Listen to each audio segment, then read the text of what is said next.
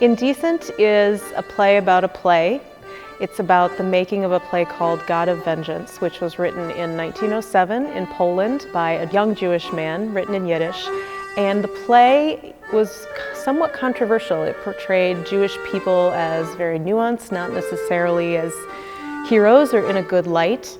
And it also had a love scene, a very beautiful love scene between two women.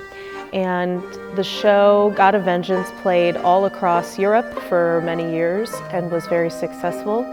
When it came to America, it was translated into English for Broadway, and the play was shut down, and the actors brought up on obscenity charges. So Indecent is the playwright Paula Vogel's imagination of what it was to create that show. It's telling the story of the great lengths that people will go to have their voice heard, and the power of loving one another. Jews are often portrayed in plays and movies, but Jews are either the victims of a terrible circumstance, or they're neurotic comedians, or we see Jews as these different things. And what this play, what Indecent does, is really take these full human beings and say the circumstances might be awful, the circumstances might be thrilling and inspiring, but these people, as they move through these circumstances, they're not an archetype. As a Jewish woman, it's been really wonderful to explore those roots within myself and ask my mother about the Yiddish language, which doesn't exist anymore, really. It's spoken very sporadically, and it's hard to find, and so it's been really nice to sort of come back to where I came from and where I grew up with those roots in that. There's religious, cultural, political history that's explored in this show, but it's so beautiful because the show is really simple. It's about telling the truth and the power in telling the truth, even when the cost is very great.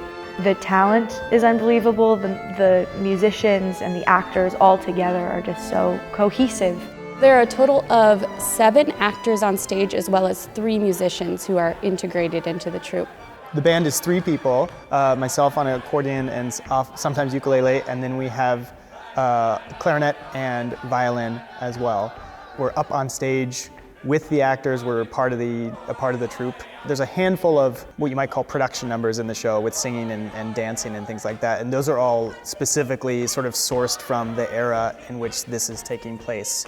Some are in Yiddish, some are in German, some are in English, sort of as we follow the play, as it sort of migrates around the world.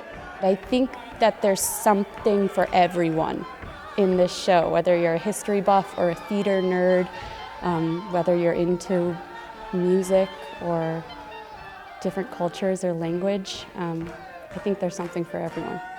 It asks so many different questions, and it has some options for answers, but it's way more about questions than answers, and everyone can walk away from it having that sort of transformative experience of what is my role or what is my place in keeping my culture alive, whether they're Jewish or not.